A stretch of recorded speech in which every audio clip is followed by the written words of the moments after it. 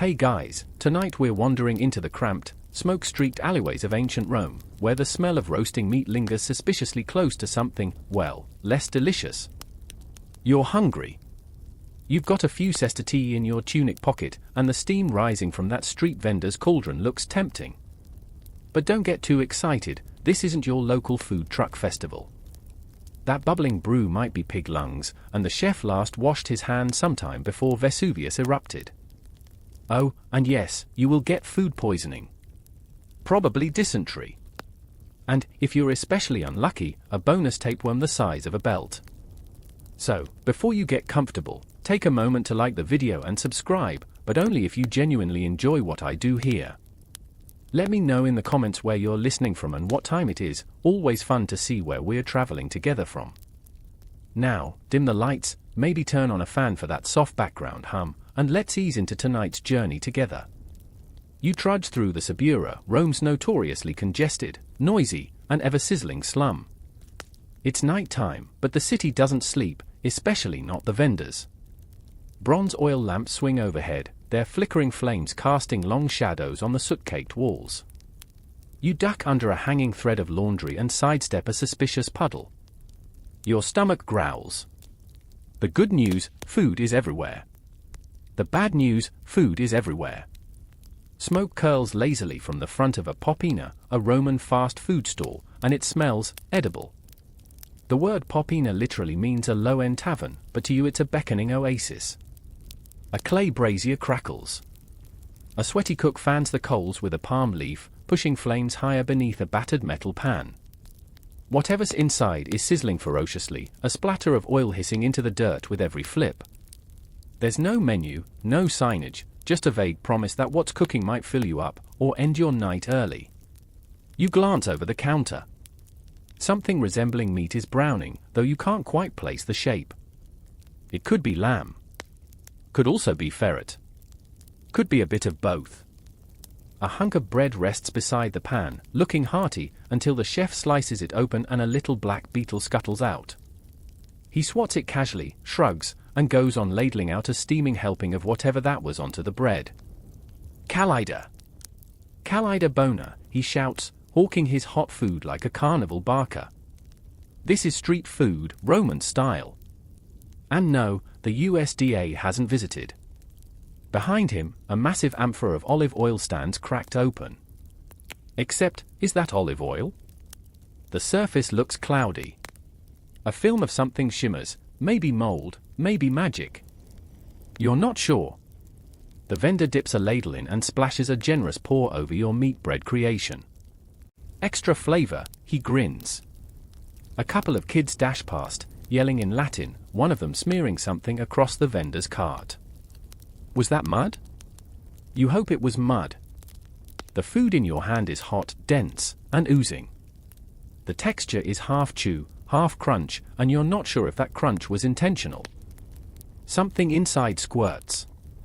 You pause, mid-bite. Whatever organ this once was, it held fluid. And now it's in your mouth. Still hungry? But let's zoom out for a second. This isn't just about your unfortunate meal. Street food was vital to Roman daily life. Most people didn't have private kitchens, especially the poor. Instead, the lower classes depended on stalls, shops, and taverns for sustenance.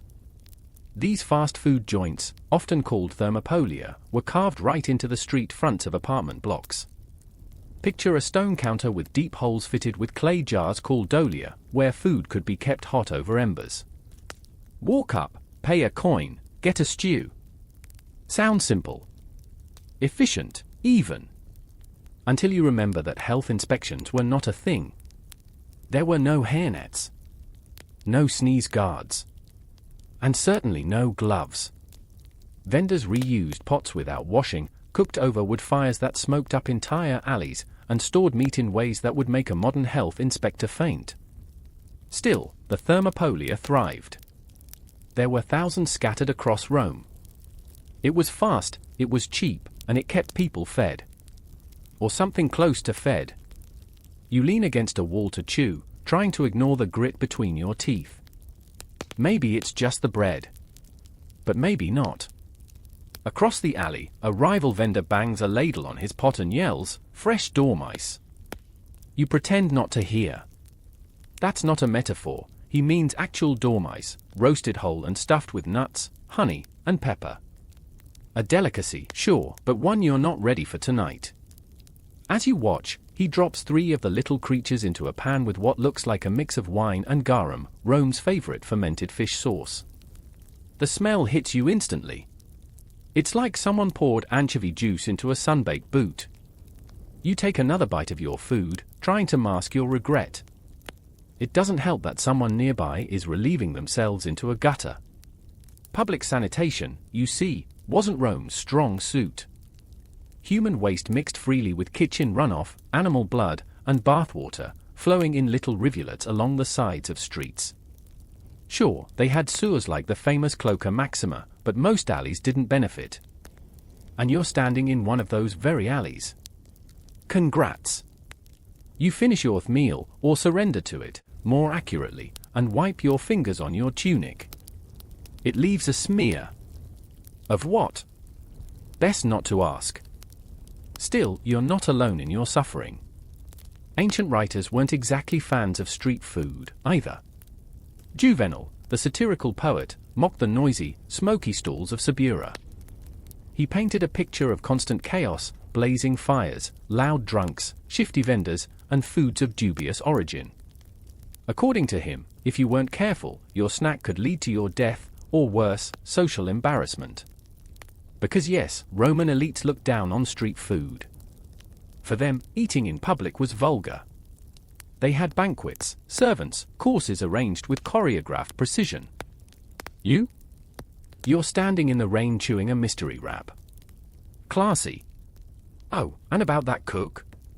He's not a professional chef. He might be an ex-gladiator.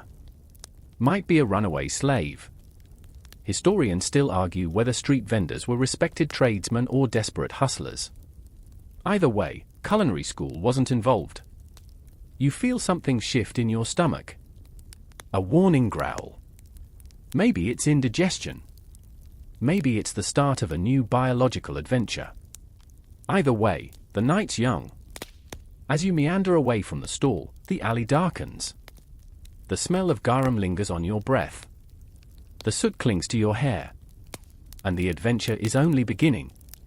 Because in ancient Rome, ordering from a street vendor wasn't just a quick bite, it was a gamble. A delicious, terrifying, probably regrettable gamble.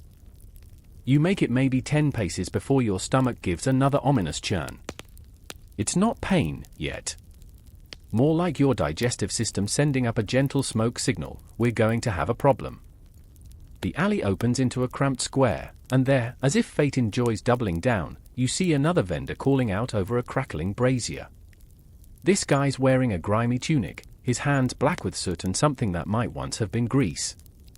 Around him, the air hangs heavy with the sharp tang of garum, that fermented fish sauce again, mixed with the cloying sweetness of overripe fruit. It's not an appetizing blend. It's more like an ancient Roman air freshener, aggressively unpleasant and trying too hard. Still, you're curious.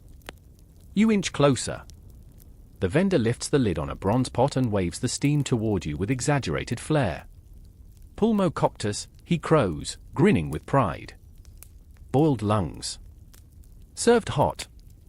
You blink. There it is, a pale, glistening chunk of organ meat bobbing in brownish broth, looking like something your modern instincts would absolutely classify as biohazard. But here? It's lunch. Next to the pot of lungs is a tray of skewers. You count at least 3 mice, splayed out like little kebabs. Their tails are still attached, curled like ribbons. Their fur is gone, thank the gods, but you're not sure if they've been gutted. The vendor sprinkles something over them, spices, maybe? Or just more ash from the fire. It's hard to tell. You lean in. They smell nutty. That's not a compliment. Behind him, a small bowl holds a chunky, rust-colored paste. It's garum, thickened with herbs and left to ferment even longer than usual. He uses it liberally, smearing it on the mice like mayonnaise. One of them slips off the skewer, lands in the ash, and he casually picks it up and places it right back on the tray. You lock eyes with him. He winks. You should definitely worry. Still, your hunger hasn't completely surrendered. Maybe something else is available? You look around and spot another cart, this one offering what looks like fish. Fried? Smoked? Hard to say. The vendor lifts a lid, and the smell hits you like a chariot. Picture a week-old mackerel left to sunbathe on a stone slab. Now imagine dunking it in brine and leaving it to ferment in a lead container beside someone's latrine. That's close. And yet, Romans loved their fish. Not fresh fish, necessarily. Just fish. The older, saltier, slimier the better. Spoilage wasn't a deal-breaker, it was practically a flavor profile. Romans used garum not just as a condiment, but as a base for soups, stews, and even desserts. Yes, desserts. Imagine a honey cake with fish sauce drizzled on top. Historians still argue whether it was used for taste or for its supposed medicinal qualities, or maybe just because everyone else was doing it and peer pressure is eternal. You retreat slightly as the fish vendor ladles out a glob of greyish stew for another customer, who slurps it happily and smacks his lips. His teeth are in rough shape. So is his general aura. That stew? It's probably Alec, the dregs of the garum-making process, bones, scales, and whatever unidentifiable mush was left at the bottom of the barrel. Think of it as the hot dog of the sea, everything unwanted, boiled down and served with pride. Someone burps loudly nearby. It's a statement. You glance over at a small table where a couple of labours are crouched, devouring bowls of something steaming. They're laughing, loud and relaxed, using hunks of stale bread as spoons. You inch closer and peer into one of their bowls. Inside is a mess of barley, chunks of meat, and, wait, is that a hoof? It's pools, the Roman equivalent of porridge, and the go-to meal for the working poor. Not always terrible, but wildly inconsistent. Some days it's thick with lentils and cured meat. Other days, it's watery barley and a surprise floating toenail. The chef depends on scraps, leftovers, and whatever was cheapest at market that morning. Which brings us to your current problem, meat quality. It's bad. Worse than bad. There were no expiration labels, no refrigeration, and no real way to tell if your cut of lamb was actually lamb, or if it had been bleating recently or 2 weeks ago. Even the wealthier classes weren't immune to funky meats, though they had the benefit of drowning it in rare spices and elaborate sauces. You're just hoping the mouse skewer was thoroughly roasted. Let's get fringe for a moment. Ever heard of guli porcini? It's a delicacy mentioned in obscure Roman cookbooks, essentially pig's throat meat, sometimes served with peppered milk. Historians still debate whether this was a true gourmet item or an urban legend born of culinary bravado. Either way, someone at some point cooked it, ate it, and survived to tell the tale. Maybe. Possibly. You wander toward a vendor offering pies. Now we're talking. A meat pie sounds safe, right? Wrong. The ofula, that's what they called these little hand pies, were often filled with ground mystery meat, thickened with breadcrumbs, and flavored with herbs. Not bad, until you realize that mystery meat could include anything from leftover goat trimmings to, well, the tail end of a rat. And not always freshly cooked. Romans were masters of preservation, but not always the safe kind. Meat could be salted, smoked, pickled, or simply left out. Sometimes under oil. Sometimes under vinegar. Sometimes under nothing at all. And in the Roman summer, with temperatures soaring and no ice in sight? That pie might be sweating before you even take a bite. And let's not forget sanguis in crusta, blood in a crust. A primitive blood pie, not unlike a very early black pudding. If you're lucky, the iron tang hides the sour notes. If not, it's like chewing on a copper coin soaked in vinegar. By now, your senses are overwhelmed. Your stomach is staging a quiet protest. And yet, somehow you're still intrigued. There's a romance to it all, in a way. The flickering torches. The clatter of ladles. The hiss of oil over coals. It's raw, primal, alive. You spot a small boy selling roasted chickpeas from a cone of papyrus. They smell decent. You buy a handful, crunch down. They're okay. A little burnt. But your stomach thanks you for the brief moment of normalcy. Then you hear someone shout "Cave Canem." Watch out for the dog, and turn just in time to see a scruffy mutt steal a slab of meat from a stall and vanish into the night. The vendor throws a stone after it and curses. You wonder briefly whether that dog's snack was meant for the next customer. Or maybe the last one. At the edge of the square, a woman sells fruit, figs, dates, and some kind of tiny pear. It looks safe. It isn't. The fruit, while delicious, is rarely washed. And if you're eating it with the skin on, you're probably eating a bonus layer of ash, bugs, and whatever climbed over it on the cart. Still, it's the best you've got. You take a figure. It's soft. Too soft. But sweet. You lean against a column and finally rest. The flavors linger in your mouth, fishy, nutty, sour, salty, and maybe a little metallic. It's a flavor tour of ancient Rome, and your taste buds are both exhausted and offended. A man nearby retches into a barrel. You make a note to find out where the nearest bathhouse is, just in case. Because something tells you the worst of this meal hasn't quite hit you yet. A few hours pass, but time's doing weird things to you now. It's not just the fatigue from walking Rome's grimy side streets. It's the dull, bloated discomfort blooming in your gut, like something down there is preparing for a hostile takeover. The mouse skewer? The pools with mystery hoof? Or maybe that fig, which tasted a little like fermented soap. Whatever it was, it's staging a rebellion. You shuffle slowly past an ancient fountain, its water technically flowing, though more green than clear. A stray dog drinks from it. You do not. Your mind drifts, foggy from the heat and that one questionable chickpea. You think about how easy it would be to get food poisoning here. No government safety codes. No hand sanitizer. No refrigeration. And no one particularly bothered if your stew had yesterday's chicken in it. Or last week's. You pass another cart, this one touting libum, a soft cheese bread that was once a sacrificial offering to the gods, now sold casually to passing laborers.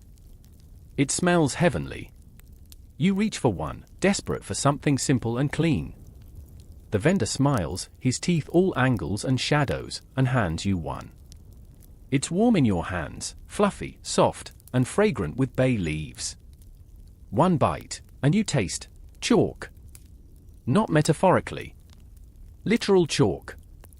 Turns out, Roman bakers often mixed flour with alumen, a kind of mineral additive meant to bleach the dough and keep it from spoiling too fast. Nice for appearances. Not great for digestion. Some even added powdered marble dust, which helped bulk up the loaves and kept them shelf-stable. Imagine eating a croissant laced with construction material. Your tongue feels dry. You stop chewing. It's like nibbling on a garden statue. Still chewing, you hear a cough from behind. An older man, maybe a freedman by the look of his worn toga, leans against a stall, his shoulders heaving. He spits on the ground, and his saliva is pink. Not a good sign. And yet, this is normal. Romans lived hard, ate harder. Dental hygiene? Almost non-existent. Tapeworms? Basically roommates. Parasites? Standard. Aches, ulcers, chronic constipation, you name it, they accepted it. You, however, are a tourist. And your stomach is not built for this. But your curiosity is still alive, if wobbling. You drift toward a nearby table where a group of sailors is clustered, bowls in hand, laughing so hard they're nearly choking. You peek inside the pot. It's a stew again, always stew, but this one is redder, oilier, and smells like 10-day-old curry gone rogue. A sailor hands you a bowl with a grin. You pretend to smile back. You taste it. Spicy. Weirdly spicy. Not in a chili pepper kind of way, but in a what even is this kind of way. Romans didn't have chilies, but they loved silphium, a now extinct herb from North Africa that was so valuable, it was worth its weight in silver. Historians still argue whether silphium was used primarily for flavoring, for medicine, or for birth control.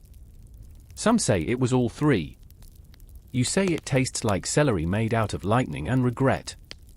Of course, the spice might also be asafoetida, a pungent, sulfurous resin used as a garum alternative. It smells like a mix of garlic, onion, and freshly opened tomb. Romans loved it. Your throat does not. You push the bowl away and breathe deeply. Bad idea. The air smells like horses, sweat, and faintly of burning hair. Maybe from the meat stalls up the street? Maybe not. You pass a group of children selling honey cakes. They're shouting the name placenta, which, yes, is technically accurate. Placenta was the Roman name for layered pastries made with cheese, honey, and dough. Sounds innocent, even tasty. And it is, at first. You bite in, and the texture is off. Too dense. Too damp. It's as if the honey soaked the entire cake and turned it into a sponge that's been hiding under a bath mat. Worse, the sweet scent lures flies. So many flies.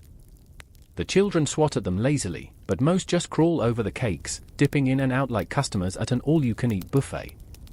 You realize, too late, that you've just eaten after the flies. Not before. Let's pause to appreciate what Romans used as kitchen equipment: lead pots, bronze pans lined with tin that flaked off over time, and wooden cutting boards that were rarely cleaned and never replaced. If the metal didn't poison you slowly, the microbes did the job just fine. And the sellers themselves?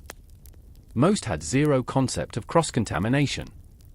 They'd handle raw meat, then bread, then coins, then someone's hand, and never once wash up. One guy might be butchering a goat in the morning and rolling sausage by noon, same apron, same knife, same everything.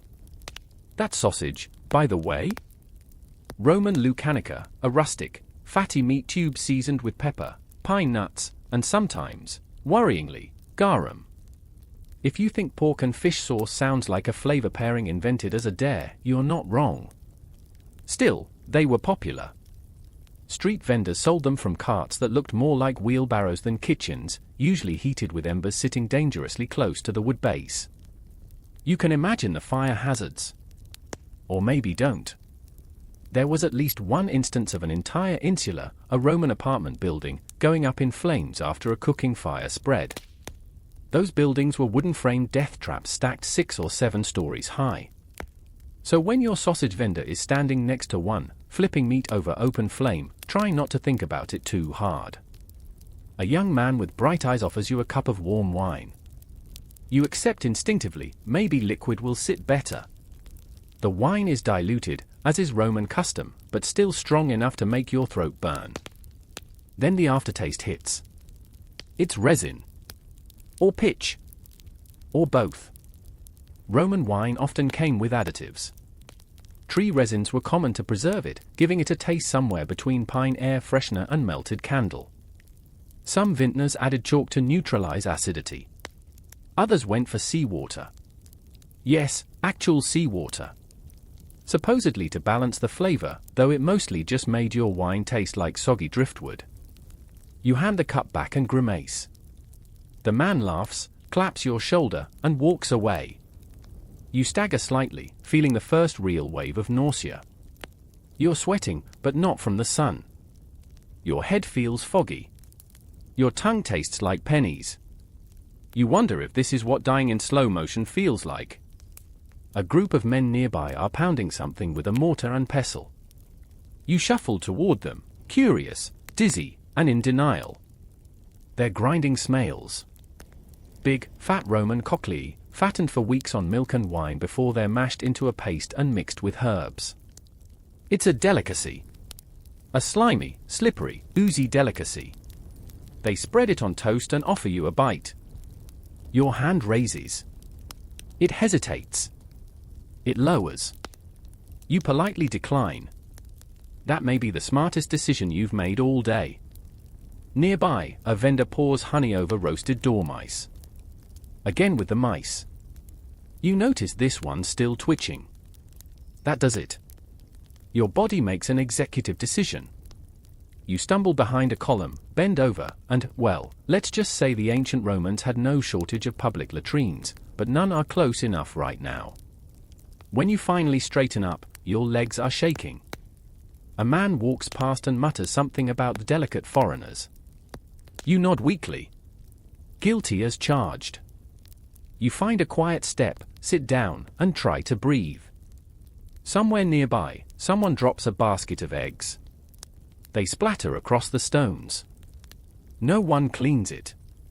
As the sun lowers over the forum, casting long shadows across broken columns and greasy food carts, your belly groans once more. The light's changing now, shifting from golden haze to that richer, rustier amber that says evening is close. But not close enough to save you.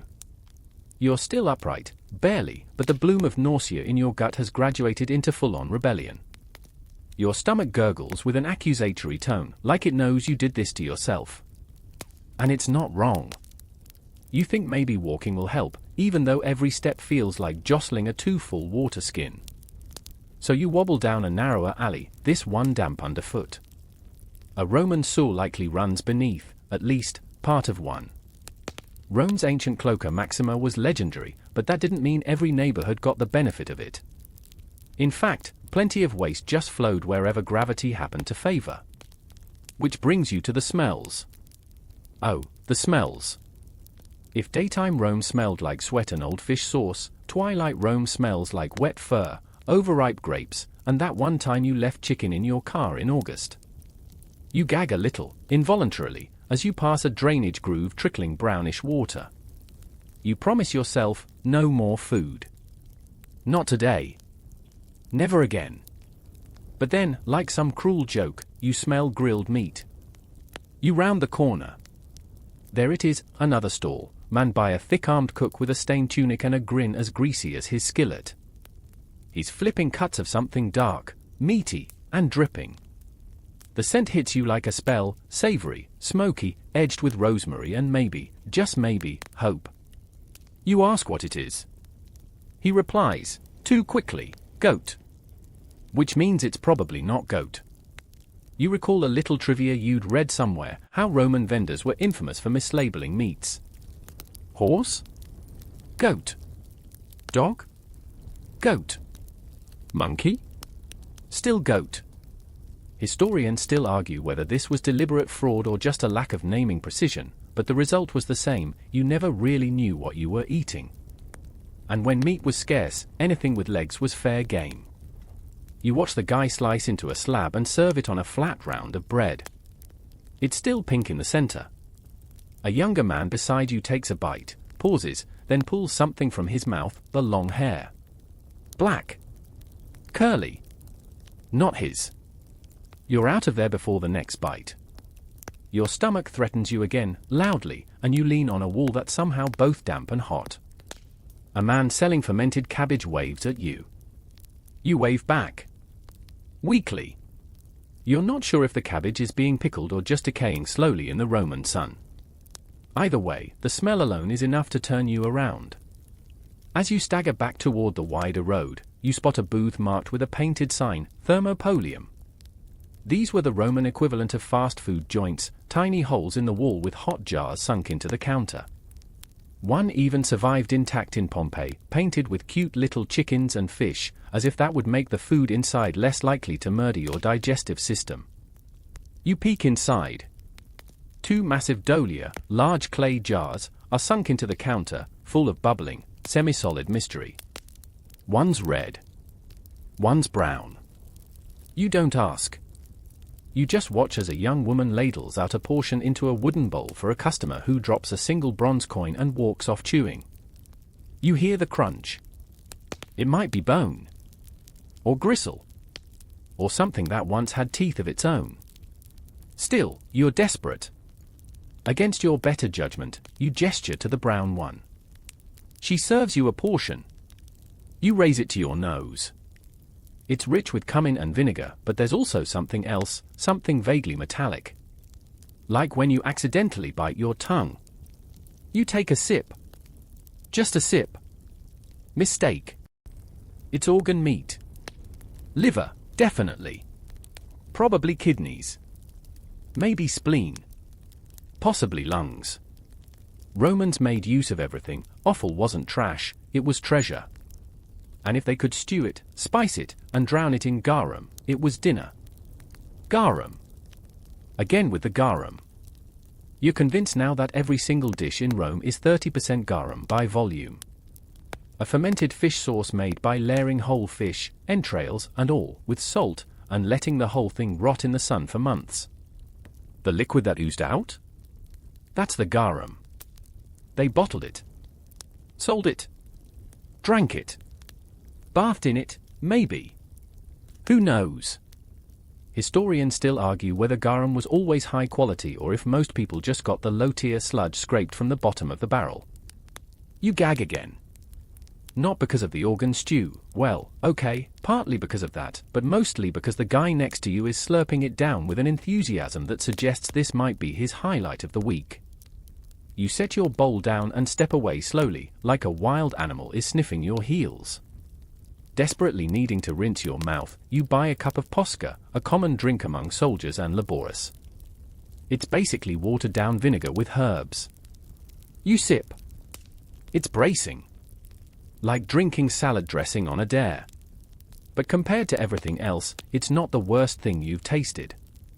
You pass an alley filled with crates of olives. One crate has toppled, and the olives are just lying there, half smashed, sun-baked, and swarming with ants. A child crouches down and pops one into his mouth without hesitation. You can't tell if that's horrifying or kind of impressive. Then you see a guy selling luxury dates. You recognize them from earlier, they'd been roasted in honey and stuffed with pine nuts. Sounded fancy. Looked promising. But now you notice the glistening sheen on their surface isn't just honey. It's flies. At least 10 of them, feasting together like it's a birthday party. The vendor swats them away with a cloth, then hands a date to a passing equestrian, who doesn't even blink. You suddenly feel very far from home. The sun dips lower. You're past hunger now. What you crave is safety. Familiarity. Maybe even a bland Roman biscuit. But you know those buxolatum are rock hard and used more often to soak up wine than to eat directly. Some soldiers used them as emergency rations, others used them to hammer tent stakes. You pass a butcher's stall where birds hang upside down, head still on, necks twisted. A small sign boasts imported from Hispania. As if that's reassuring. You can't help but wonder what the travel conditions were like for a chicken in 79 CE. Suddenly, someone jostles your shoulder. A man in a linen apron pushes past, carrying a tub of something that smells like week-old fish stuffed in someone's laundry. You don't ask. You don't want to know. You press on. To your left, you spot a stall selling maritum, a green cheese spread made with garlic, herbs, and occasionally walnuts. It looks like guacamole's angry cousin. You dip a piece of bread and nibble. It tastes okay. Wait. Actually, it tastes kind of great. You savor the moment. Then realize that's probably just the vinegar overpowering whatever's lurking in the cheese. You stop chewing. Because now you remember what you read, Roman cheese was often made with unpasteurized milk, left to curdle naturally, meaning with bacteria. Some added vinegar or wine to speed up the process. Some just let nature take its weird course. And the green color? Could be herbs. Could be mold. Probably both. A man next to you raises a cup of spiced wine and toasts the air. You raise yours, too. It feels weirdly ceremonial. You two have survived another round of Roman roulette. For now. As darkness creeps into the alleyways and torchbearers begin lighting the braziers, you lean against a column and breathe deeply, no, shallowly. Always shallowly. You consider whether you should find somewhere to lie down or somewhere to purge, but your legs choose the former before your brain catches up. Night deepens, and the city shifts from the bustling chaos of vendors and customers to a quieter, more mysterious scene. street lamps flicker, casting jittery shadows on the uneven cobblestones beneath your weary feet. Your senses, already on edge, catch every sound, the distant barking of dogs, the occasional shout, the clinking of coins, and that ever-present faint thrum of garum fermenting somewhere nearby. Your stomach churns, a steady reminder that Rome's nocturnal kitchen isn't quite what you hoped. You follow the faint glow of a street lamp to a small cluster of stone benches surrounding a fountain. The water trickling down is clear and cool, almost inviting after the day's heat and the assault on your gut. You sit, resting your elbows on your knees, taking in the smells around you. Tonight's aroma is different, heavier, a blend of wood smoke, spilled wine, and the unmistakable tang of roasted meat cooling in the dark. You're tempted, despite everything. But what's more tempting? The quiet comfort of this ancient city after dark, or the unsettling thought of what's still lurking in your stomach? The answer isn't clear, but your body leans toward the latter, and you take a long, cautious breath. Across the street, a dimly lit tavern buzzes with life, rowdy laughter and the clatter of mugs echo through the narrow alley. This is the Popina, a kind of Roman bar serving hot food and cheap wine, often a refuge for the working class, sailors, and occasional travelers like yourself. You consider entering, imagining a warm meal that might settle your stomach. But you hesitate. Popini had a notorious reputation for being breeding grounds for everything from foodborne illnesses to pickpockets. You remember reading that some were even run by criminals masquerading as respectable cooks. Historians still argue whether the worst offenders were the vendors themselves or just the city's general lack of sanitation. Deciding that a quick drink might be safer than dinner, you step inside. The air is thick with smoke and the scent of spilled wine, sweat, and something faintly metallic. You find a spot at the counter and order a cup of mulsum, wine sweetened with honey and warmed with spices. It's more palatable than the resin-flavored wine you had earlier, and the honey masks much of the acidity. You sip slowly, letting the warmth spread through your chilled limbs. Nearby, a grizzled man with a scarred face recounts tales of sea voyages, battles, and strange foods he's eaten. You catch snippets about garum being mixed with exotic ingredients like fermented seaweed and even snails. His eyes gleam as he boasts about a particular dish made from flamingo tongues, a delicacy of the elite. Your stomach twists at the thought, and you're thankful you're not dining with senators. Speaking of delicacies, you recall that many Roman street foods were deeply tied to social class. While the wealthy feasted on exotic game, fresh fish, and elaborate sauces in their sprawling domus, the common folk, like you, were lucky to find anything fresh, edible, or not crawling with insects. And yet, the street vendors thrived, catering to the masses who needed quick, cheap meals. You ask the barkeep if there's anything considered a safe bet among the offerings. He smirks and points to a basket of olives. Salted right, he says. Keeps you alive. You nod, appreciating the irony. Even something as simple as an olive had layers of complexity. Some were preserved in brine, others smoked or seasoned with herbs. And the salt content meant they were often more of a thirst trigger than a thirst quencher. Suddenly, the tavern's door bursts open, and a group of raucous youths stumble in, singing bawdy songs and knocking over a jug of wine. The barkeep sighs but doesn't intervene, accustomed to the nightly disruptions. You take this as your cue to leave before someone mistakes you for a drunkard or worse. Outside, the night air feels fresher, almost cleansing after the tavern's stifling atmosphere. You walk slowly, trying to digest not just the food but the overwhelming experience of a day spent navigating Rome's vibrant yet hazardous street food scene. You pass a public latrine, a stone bench with holes overlooking a shallow gutter where waste trickles away. Romans were famously communal in their hygiene habits, sharing these facilities without much concern for privacy. You glance at the long sponge on a stick used in place of toilet paper, dipped in vinegar between uses. Not exactly your idea of a luxury restroom. Still, the efficiency is impressive. These latrines connected to the Cloaca Maxima, Rome's vast sewer system, which was among the ancient world's engineering marvels.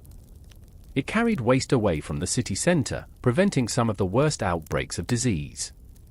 But that didn't mean everyone was safe. Outbreaks of dysentery and typhoid were common, especially in crowded neighborhoods with poor sanitation. You lean back against the stone wall, your muscles aching and your mind wandering to the merchants and cooks whose livelihoods depended on these streets. They worked long hours, often starting before dawn, preparing food from whatever they could find, fresh, stale, or scavenged, and selling it to anyone hungry enough or desperate enough to buy. For many, this was survival, not just business. You realize the real risk wasn't just the questionable ingredients or lack of hygiene. It was the sheer unpredictability. The city's population was a swirling mix of locals, immigrants, slaves, and travelers, all converging around food stalls that offered sustenance with a side of danger. It's a messy, chaotic, and oddly fascinating ecosystem. You try to imagine what it would be like to live here long term, to grow accustomed to the smells, tastes, and occasional sickness. Maybe you develop a stronger stomach. Maybe not. For now, you're just a visitor, and this experience is enough to teach you one clear lesson: ordering street food in ancient Rome wasn't just a culinary gamble, it was a test of endurance, a delicate dance with disaster. The morning light breaks over the city like a slow, reluctant yawn, but your body feels every ounce of the previous day's reckless dining decisions. You trudge through streets already filling with the calls of vendors shouting their wares, fresh fish from the Tiber, baskets of figs, and bundles of herbs still glistening with dew. Rome's streets have shifted overnight, trading the night's sticky, smoky atmosphere for the crisp energy of dawn. You consider heading for a public fountain to wash the grime and lingering odors off your hands and face. Water in Rome was a prized resource, delivered by aqueducts that stretched dozens of miles, engineering marvels that some Romans probably took for granted. But despite this sophisticated plumbing, the water's quality varied widely depending on where you were in the city. Historians still argue whether the average Roman's water was truly safe or just safer than nothing. As you reach the fountain, you notice a crowd gathered nearby. Curiosity piqued, you weave through the throng to find a street vendor setting up his stand, stacked crates filled with small, round loaves of bread and piles of what looks like dried fish. Bread in ancient Rome was the backbone of any meal, but here's the kicker: not all bread was equal. The wealthy could afford white bread, finely milled and soft, but most Romans made do with coarser, darker loaves baked in communal ovens. These ovens were often fired with olive pits or scraps of wood, giving the bread a smoky edge. The vendor shouts, "Get your panis militaris!" The bread of soldiers. You recall that the Roman army was famously fed with hardtack-like bread, dry, dense, and meant to last through long marches. Soldiers often supplemented it with cheese, olives, or salted meat when possible. You buy a small loaf, breaking off a piece and feeling its rough texture on your tongue. It's not soft, but it's filling. Probably good enough to keep your energy up during the day. Beside the bread, the vendor offers alici, tiny salted fish preserved in brine. They look like tiny sardines, glistening under the morning sun. You hesitate. Salty fish had a reputation for being nutritious but also a little pungent. Still, hunger wins, and you pop one into your mouth. The taste is sharp and salty, with a hint of the sea. You decide it's better than yesterday's questionable meat offerings. Nearby, another vendor displays mustachum, a type of honey cake flavored with bay leaves and pepper. This sweet treat was a favorite among Romans for centuries, though the original recipes have sparked debates among historians about the exact combination of spices and whether the cake was more bread or pastry. You buy a small piece, hoping for a sweeter start to your day. As you nibble on the mustachum, you notice a group of children playing nearby. One of them has a loaf almost identical to yours but seems to be gnawing on it like a piece of wood. You remember reading that bread could become so hard after baking that some Romans used it as a teething aid for babies, or a weapon against hunger when nothing else was available. You continue walking, passing a small shop where a woman sells libum, a type of sacrificial cake made from cheese and flour, often offered to household gods. It's lightly sweetened and smells faintly of thyme. You buy a piece and savor its dense texture, feeling a brief sense of normalcy. Your stomach rumbles, a reminder that you're still adjusting to Rome's culinary landscape. You're not sure if your body is beginning to reject the local fare or if you're just unaccustomed to the intense flavors and textures. Further along, you see a small stall advertising globuli, fried dough balls filled with honey or cheese. They look tempting, But you remember the warning from yesterday: fried foods were often cooked in reused or rancid oils, leading to unpleasant flavors and, sometimes, stomach issues. You resist the temptation. As the sun climbs higher, the streets grow hotter, and the city's pulse quickens. You find yourself drawn toward the forum, where the hustle and bustle reach a fever pitch.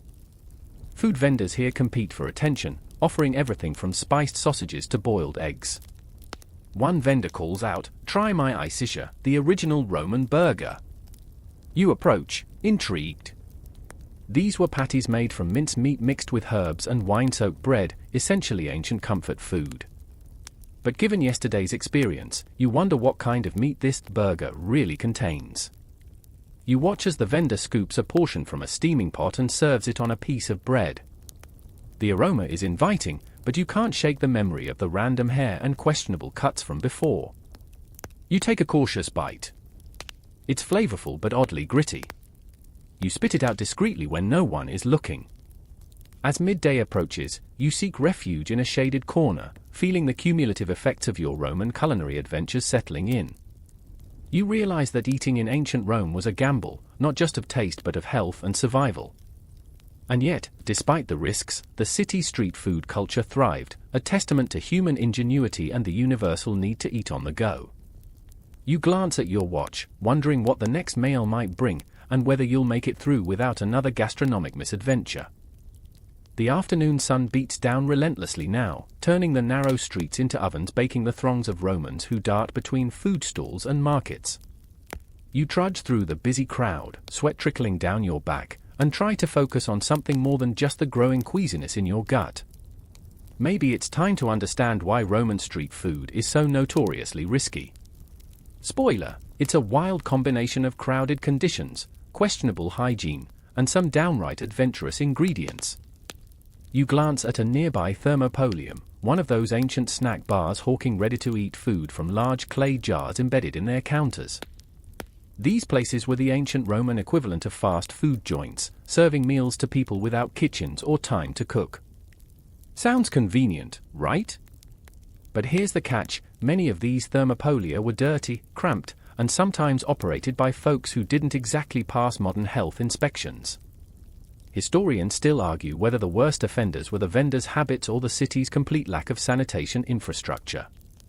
Inside the thermopolium, you spy bubbling pots of stew, olives marinating in brine, and chunks of cooked meat hanging in the window. The smell is intoxicating but also faintly sour. You remind yourself that food preservation was rudimentary. Without refrigeration, vendors relied on salt, vinegar, and garum, the fermented fish sauce that flavored nearly everything. But the thing about garum is it ferments slowly and strongly. Sometimes, it masked the stench of spoiled ingredients more than it enhanced the dish. You order a small portion of pulse, a thick porridge made from boiled grains like barley or emmer wheat. It's bland but filling, a safe choice after yesterday's questionable sausage incident. As you spoon it up, you notice a few black specks and wonder if they're just pepper or something less appetizing. You remind yourself that a bit of grit or a stray insect wasn't uncommon in street food, even if it wasn't advertised. In a moment of curiosity, you strike up a conversation with the vendor, a wiry woman with a sharp eye and quick hands. She tells you that her family has been cooking here for generations, often using recipes passed down from mother to daughter. She claims her food is as clean as Rome allows, but you know better. The city's narrow alleys, overflowing sewers, and crowds made keeping everything spotless nearly impossible.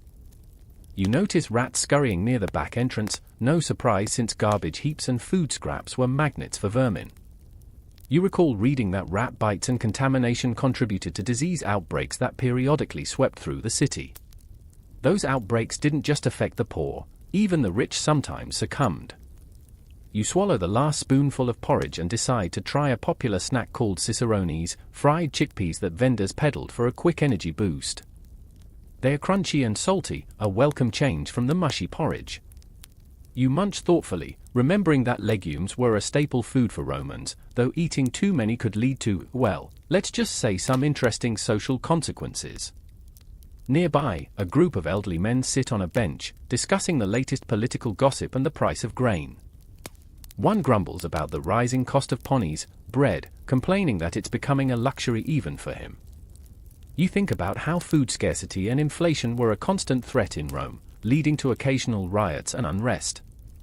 As the sun starts dipping toward evening, you make your way toward the Subura, a notoriously crowded and less savory neighborhood packed with insulae, apartment blocks, taverns, and vendors. It's here that the risk factor of street food jumps dramatically. Vendors often recycled old grease, and meat was salvaged from questionable sources, sometimes even including discarded parts from butcher shops or animals that died naturally.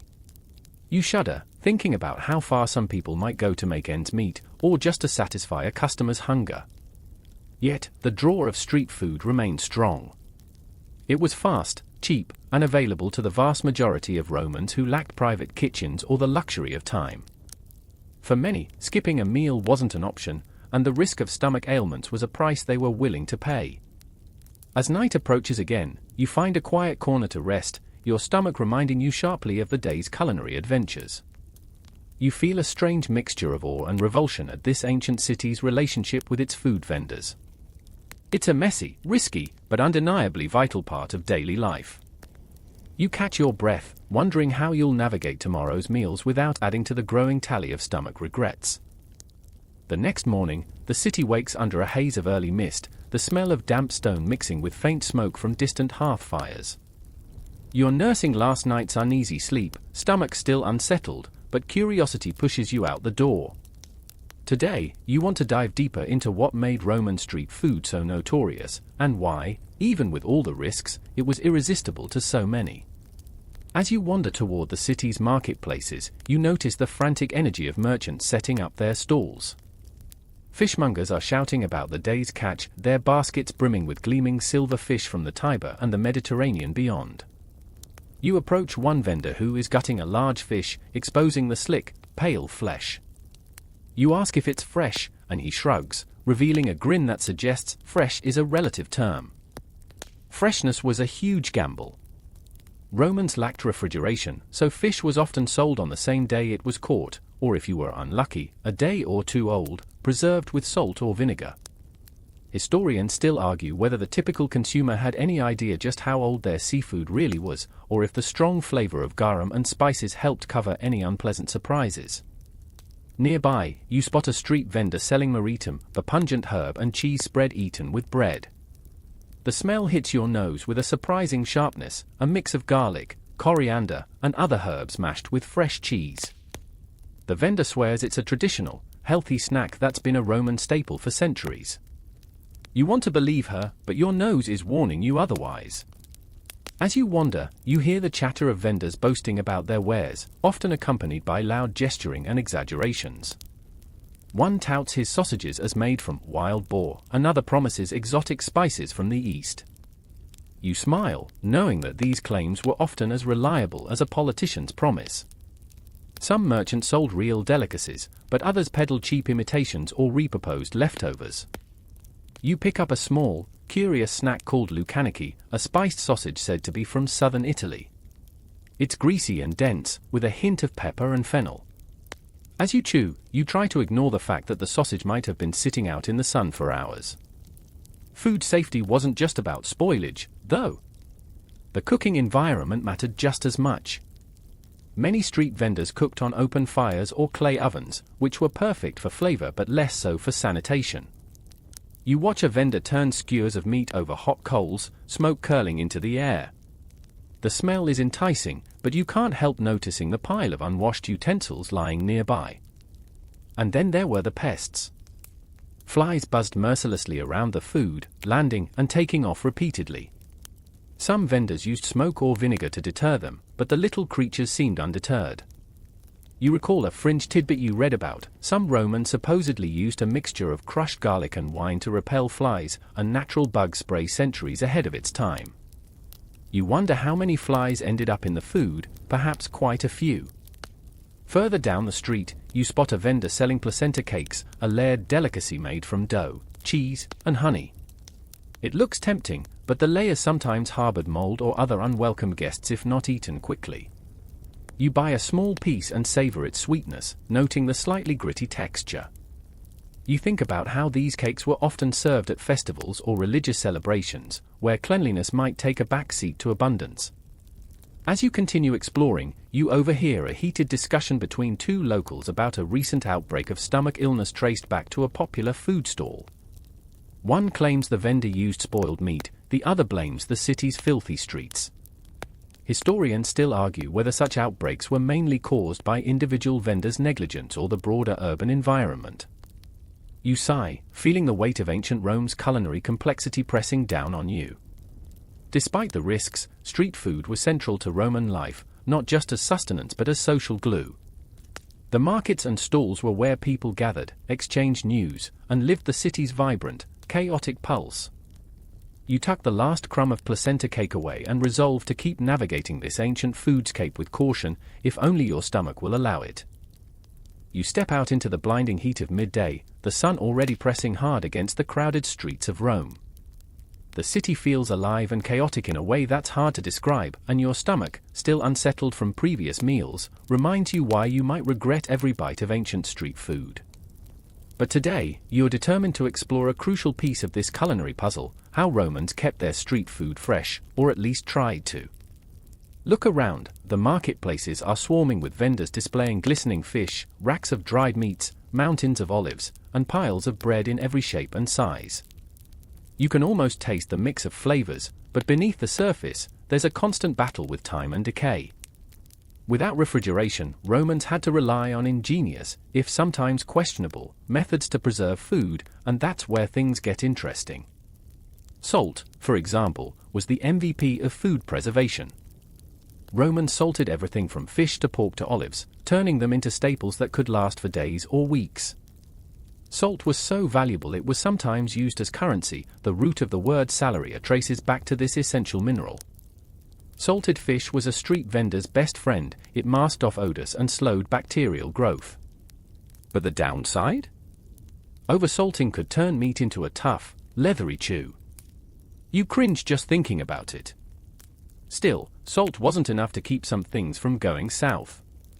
Enter garum, the legendary fermented fish sauce that's basically the ancient Roman ketchup, except way funkier. Garum was made by layering fish guts, blood, and salt in vats and letting the whole mixture ferment for months under the hot sun. The resulting liquid was strained and bottled, then poured generously over almost everything. It added a salty, umami punch but could also hide a multitude of sins when the actual meat or fish was less than fresh. Historians still argue whether the widespread use of garum helped stave off food poisoning or merely masked spoilage until it was too late. You watch a vendor ladle a thick stew from a large earthenware pot. The stew bubbles lazily, sending steam curling into the air. He explains that cooking food at high heat was one of the best ways to kill bacteria, a lesson the Romans learned through trial and error. But in the street, controlling the temperature was a hit-or-miss affair. Some vendors cooked their food over smoky open fires or charcoal braziers, while others reheated food that had been sitting out too long. The idea of leftovers was very different in ancient Rome. While the elite might send uneaten food to slaves or pets, common folks had to eat what they could or let it go to waste. You think about how that dynamic would shape vendors' behaviors, selling what's fresh first, then pushing the less fresh later in the day, sometimes at a discount. Then there's the question of washing. Modern hygiene standards dictate clean utensils, surfaces, and hands, but in Rome, these were luxuries few could afford. Vendors might rinse their pots and knives in water from nearby fountains, but the water itself wasn't always clean. Soap existed but was usually reserved for washing clothes or the body, not necessarily kitchen tools. Sometimes, you suspect, rinsing was more of a gesture than actual cleaning. You spot a vendor wiping his stall surface with a rag that looks about as clean as a pigsty floor. Flies buzz relentlessly nearby, and you think back to the garlic and wine fly repellent trick. Clever, but far from foolproof. Then there's an odd preservation method that always makes you cringe: the use of herbs and spices as natural preservatives. Romans prized ingredients like coriander, cumin, and pepper, not just for flavor but because they believed these spices could prevent spoilage. Some ancient recipes even called for generous amounts of black pepper or cumin to disguise off flavors or to extend shelf life. Of course, this wasn't always successful. You wonder how many unsuspecting customers were fooled by a spicy kick that actually masked a developing case of street food regret. You remember reading a fringe tidbit about Romans sometimes soaking meat in vinegar or wine before cooking, a crude but effective marinade that lowered the pH and slowed bacterial growth. This practice was common in wealthier households but trickled down to street vendors when they could afford it. And then there's the matter of storage. Most street vendors lacked proper storage facilities, relying instead on baskets, clay jars, or simply leaving their goods out in the open. Without refrigeration, foods that couldn't be salted or spiced to death were at constant risk. The hot summer months were particularly brutal, and food poisoning outbreaks tended to spike during this time. You recall the Roman term febris, fever, which could be triggered by spoiled food or contaminated water. Romans understood the connection between certain illnesses and eating bad food, but their medical knowledge was rudimentary. Remedies included herbal concoctions, purging, and sometimes magical charms or prayers. Despite all this, street food remained wildly popular. It was cheap, quick, and accessible to a city where many lived in cramped apartments without kitchens. The risk of a stomachache was often outweighed by the convenience of grabbing a meal on the run. As you finish your exploration, you wonder, what would it have been like to truly rely on these methods day after day? Would the thrill of eating a quick snack on the street outweigh the nagging fear that your next bite might betray you? You glance at a cluster of vendors laughing and shouting to outdo each other, their carts heavy with tempting but suspicious foods. The eternal dance of risk and reward continues here, in the crowded arteries of ancient Rome. The sky over Rome dims into a soft copper haze as the sun begins its descent. Shadows stretch long across cracked cobblestones, and the heat that baked the city all day finally begins to loosen its grip. You'd think the cool of evening would bring relief, and maybe even safer food, but oh, how wrong you'd be. Nighttime in ancient Rome unlocks a whole new level of culinary chaos. The official markets have closed, the better stalls are packing up, and what's left behind is a free-for-all of makeshift night vendors and under-the-table dealings. You stroll through a narrower alley, lit only by sputtering oil lamps and the fading glow from shop-front hearths. The scent of roasted meat lingers in the air, mixed with the sharper smells of vinegar, smoke, and something you'd rather not identify. This is the hour of the poppiny, rowdy taverns and street food stalls that thrive in the darker corners of the city. They were a far cry from respectable company or noble dinner parties. Poppiny catered to the working class, drifters, and anyone with coin and a craving, especially for wine and greasy fare. You duck into one such tavern, welcomed by a blast of warm, wine-soaked air and a rowdy crowd. A server slams down a dish of stewed lentils and a hunk of bread onto your table before you even order. Apparently, this place doesn't believe in menus. You take a cautious bite of the lentils. They're earthy, overcooked, and heavily seasoned, likely to mask any off taste. The bread is rock hard on the outside and weirdly spongy within. You chew and try not to think about how long it's been sitting out. This wasn't a baker special, this was leftover stock from earlier stalls, now repurposed for the late-night crowd. Poppiny had a reputation, and not just for their food. Fights broke out often. Patrons were occasionally drugged. Thieves targeted drunk diners. And yet, people flocked to them because they were lively, they were cheap, and sometimes, they were the only place where the poor could sit down to a hot meal and speak freely. Historians still argue whether these taverns helped create a sense of community or simply preyed on desperation. The man beside you, a local laborer with cracked hands and a missing tooth, strikes up conversation and offers you a sip of his wine. You oblige, only to instantly regret it. The wine is sharp, sour, and smells vaguely like vinegar.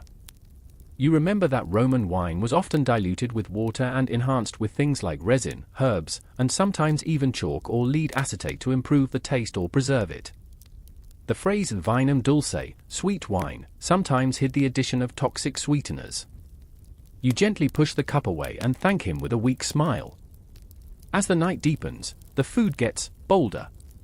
One stall outside the tavern offers stuffed dormice, yes, the little rodents, roasted and filled with spiced pork and nuts. It's a delicacy in some circles, but here, it's hard to know whether you're getting a prized snack or just scavenged scraps dressed up in burnt breadcrumbs. You watch a man pop one hole into his mouth and chew with delight. Your stomach lurches. Another stand is frying muria-soaked fish in reused oil so dark it looks like tar.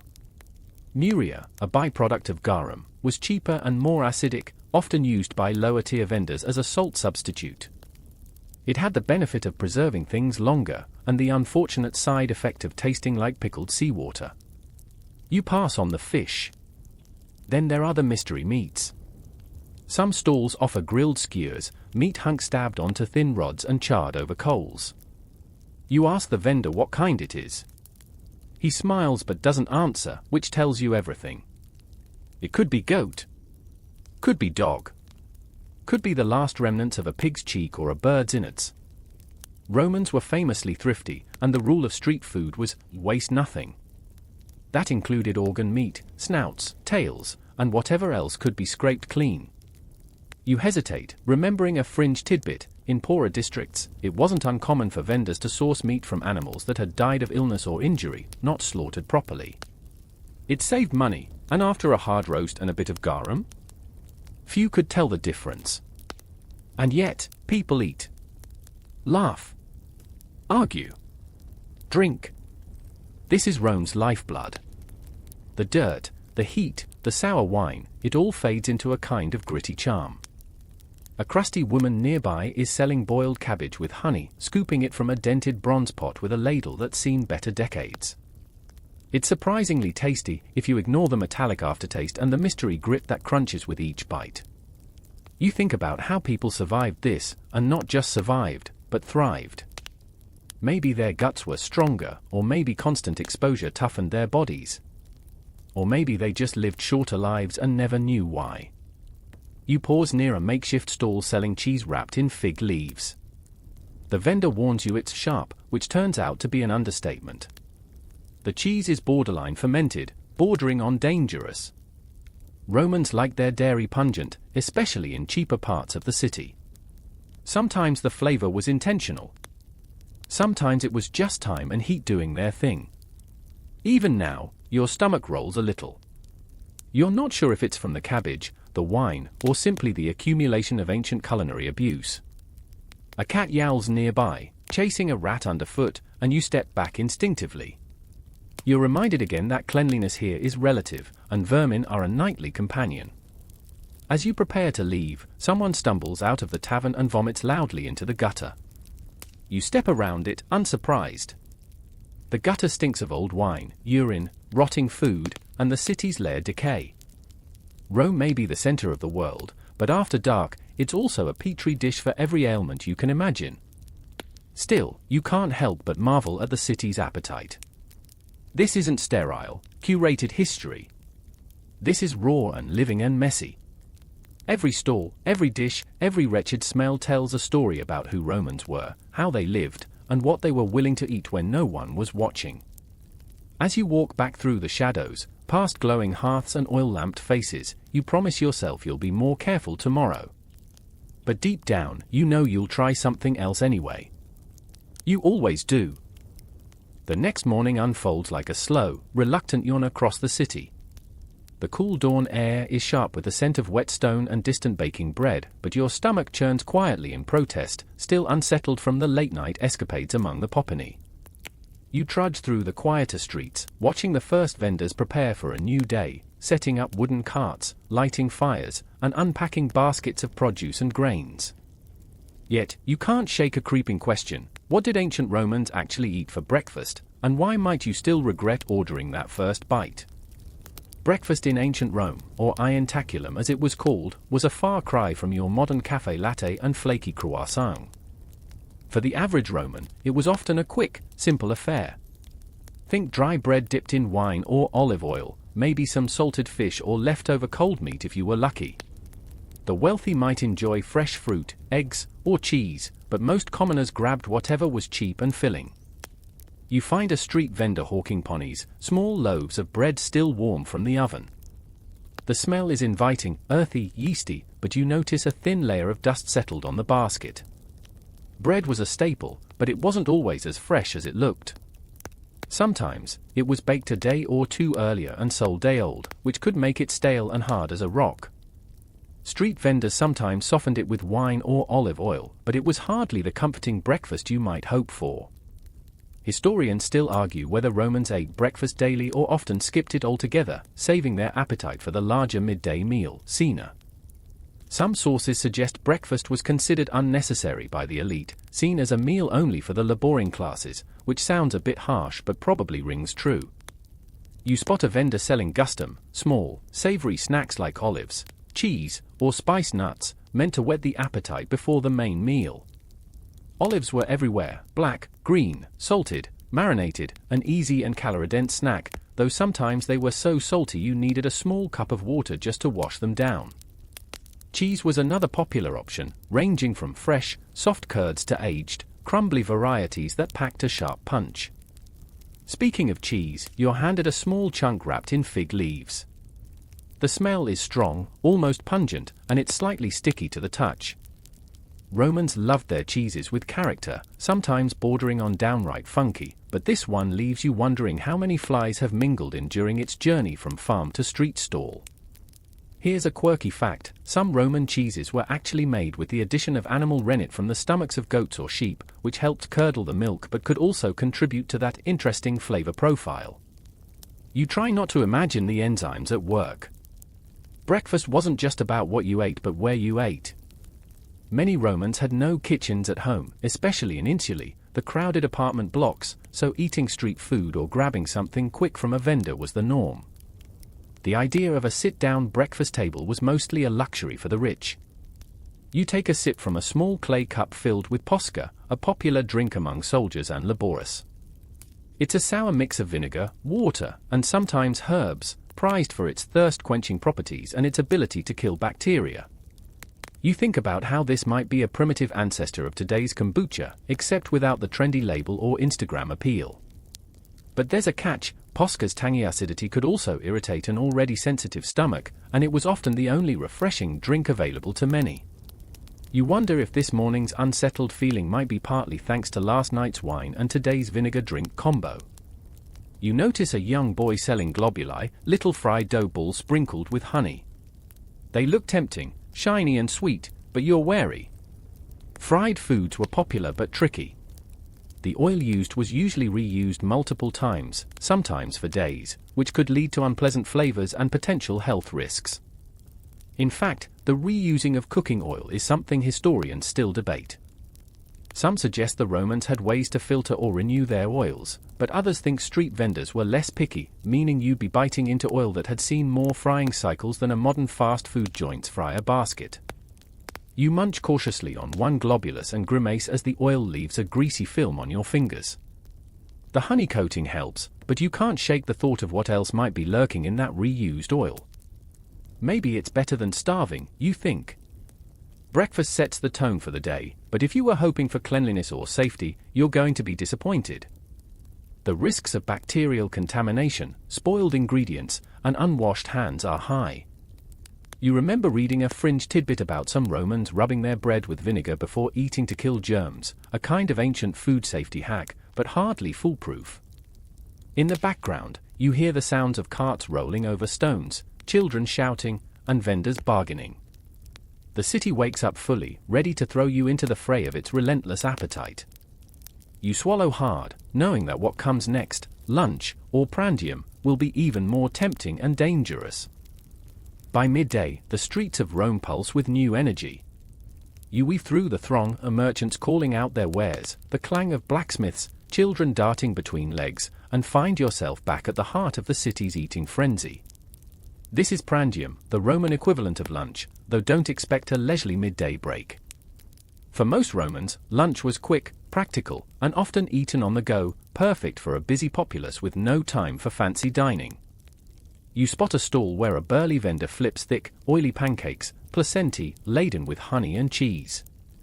The smell is heady and sweet, almost irresistible. But your gut reminds you to be cautious. Those sticky layers could be a trap, especially if they've been left out in the sun. Without refrigeration, these treats had a tendency to ferment or grow molds, some harmless, some less so. The ancient Romans loved bread, and you realize almost everything on offer is some form of it: flatbreads, rolls, or this pancake-like placenta. Their obsession makes sense. Grain was the cornerstone of the diet, with wheat, barley, and spelt ground into flour. But how fresh was that flour?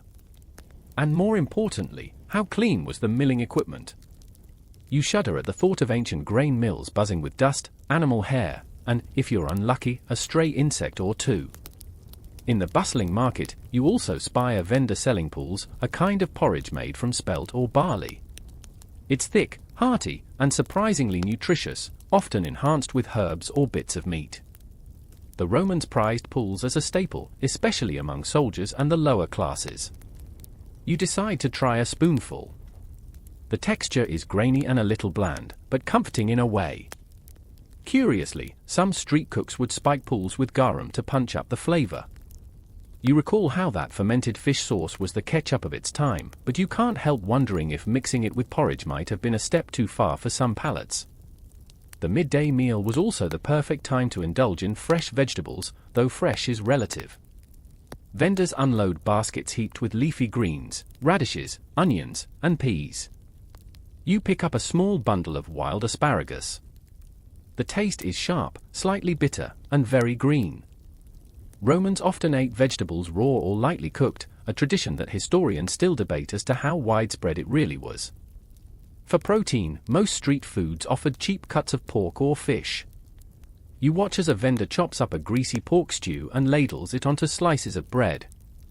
The meat looks suspiciously fatty and the sauce glistens with oil. You remember a fringe fact: pigs in Rome were often fed on scraps from the market and could have a diet rich in questionable leftovers, potentially affecting the flavor and safety of the pork. Seafood was another lunchtime staple, especially in coastal areas and along the Tiber River. Fish was often salted or smoked, but sometimes it was fresh from the market. You peer into a vendor's basket, eels wriggle nervously, a few small fish glisten, and the unmistakable aroma of brine rises up. You remind yourself that while fresh fish was prized, it was also highly perishable in the Roman heat, and vendors took many shortcuts to keep it fresh enough for sale.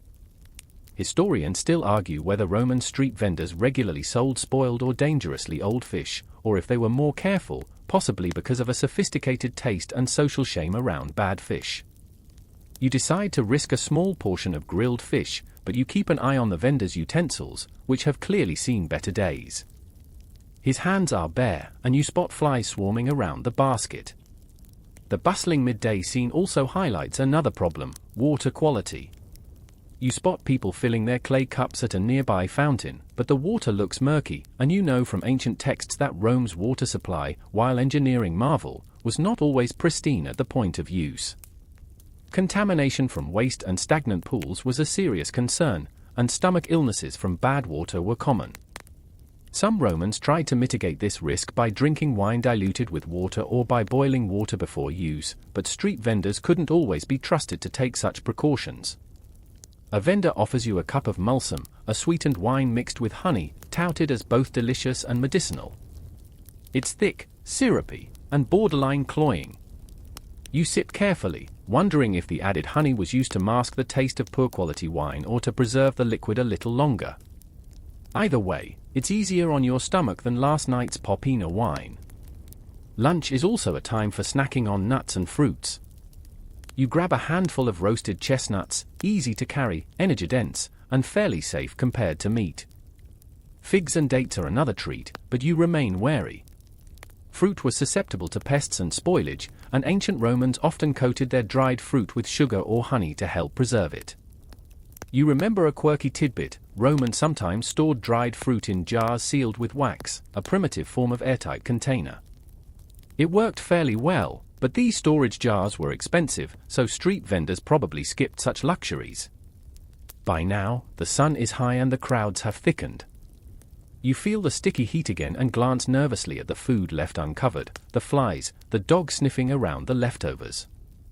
This isn't the safe, sanitized lunch you're used to. You realize that Roman street food was a gamble every time, with freshness and hygiene standards fluctuating wildly. Yet the city's hungry population accepted these risks, driven by hunger, poverty, or sheer love of food. You reflect on the ancient city's appetite for variety and flavor despite the dangers, always pushing boundaries, always finding a way to eat well enough to live another day. But you also understand why you might regret ordering that street food, ancient Rome style. As afternoon drifts lazily toward evening, the city streets hum with a different kind of hunger. The day's work is winding down, and your thoughts turn to the grand cena, the evening meal, the highlight of Roman dining. Unlike the quick bites of breakfast and lunch, cena was often an event, especially for the wealthy, but for most Romans, it was still a street-side or home-based affair. Yet, this meal carried its own risks, and ordering street food for dinner could quickly become a recipe for regret.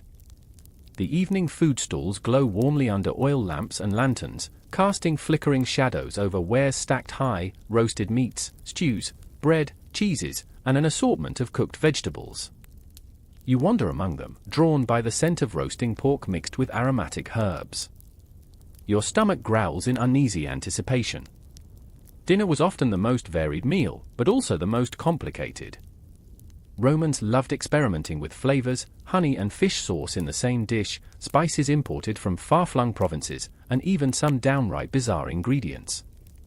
As you pick up a plate of roasted dormice, a delicacy for the wealthy but surprisingly common on some street menus, you remind yourself that what tastes exotic and indulgent to one person might taste risky and strange to another. You bite into the dormouse, its skin crisp to a golden brown. It's rich, fatty, and surprisingly satisfying.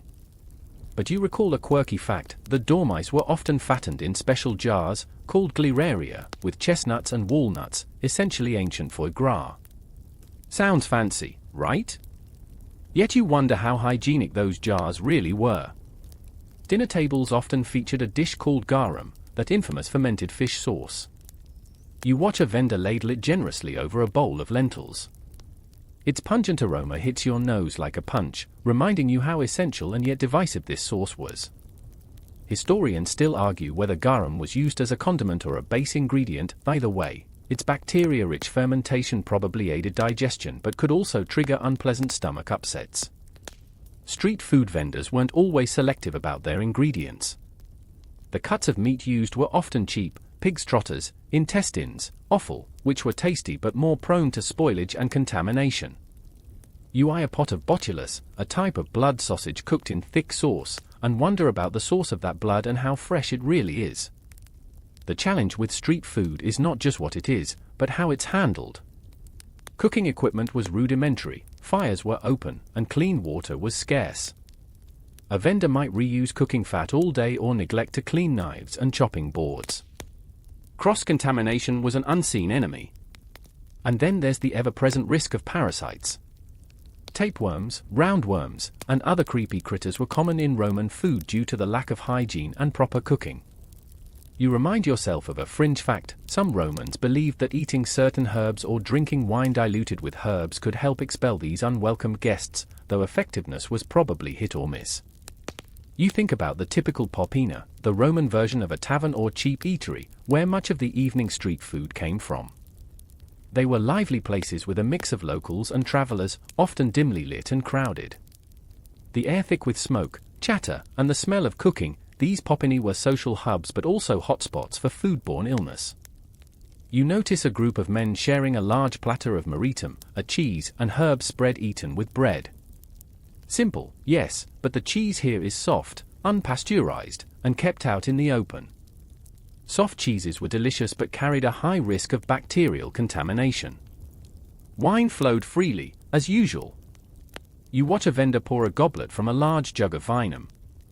Street wine was often diluted with water, sometimes with additives like resin or herbs to mask sourness.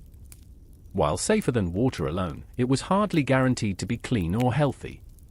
You recall that some Romans believed that certain wines had medicinal properties, though modern historians still debate how much health benefit there really was versus just a comforting placebo effect.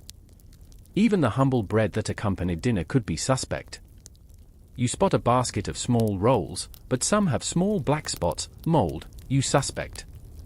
Moldy bread was a real risk and could cause stomach distress or worse, but hungry Romans often ate it anyway, sometimes scraping off the worst bits.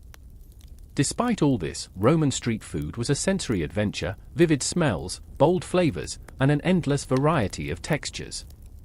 The city's appetite was insatiable, and the street vendors rose to meet it, often bending the rules of food safety to keep up. you reflect on the fact that food poisoning and digestive troubles were so common that medical texts from the time include remedies for upset stomachs, from herbal concoctions to bloodletting. Clearly, eating out was a gamble, and not always one worth taking. As night deepens and the crowds thin, you realize that the Roman street food experience was a chaotic dance between hunger and risk, a balancing act that many accepted with a shrug or a grimace. You can't help but wonder if you dare order that last plate of street food, knowing what you now know. As the city settles into the deep shadows of night, the Roman streets reveal a different kind of rhythm, one of lingering appetites and last-minute indulgences. You find yourself drawn once again to the food stalls that stay open late, catering to night owls, laborers finishing their shifts, and those who just can't resist a late snack. But beware, ordering street food at this hour in ancient Rome is another gamble, and you might regret it more than ever. The air is thick with smoke from braziers and the scent of roasting meats, mingling with the sharper tang of vinegar and brine. You pass a vendor offering isisha, a kind of meat patty seasoned with herbs and garum, grilled over coals. It looks enticing, but you notice a swarm of flies buzzing around the grill, and your instincts scream caution. Street food after dark was often left out longer, exposed to more contaminants, especially flies and rodents attracted by the scraps. Ancient Rome had a pest problem that no amount of vinegar or incense could fully control. You recall a fringe fact: some vendors used smoke or even cats to keep vermin away, but these methods weren't foolproof. You eye a pile of afelli, small fried snacks made from pulses, cheese, or meat scraps. They're crunchy and golden, but you wonder how often the frying oil was refreshed. Reused oil, darkened and smoky, was a risk factor for food poisoning. The ancient world didn't have modern refrigeration, obviously, but the Romans had clever ways to preserve food: salting, smoking, drying, and even fermenting. These techniques extended shelf life but didn't eliminate all risks. Sometimes, salt-cured fish could be so salty it was inedible unless soaked thoroughly, which was a challenge when vendors wanted to sell fast. You grab a small piece of salted fish, biting cautiously. It's salty and chewy, and the strong taste masks any hint of spoilage.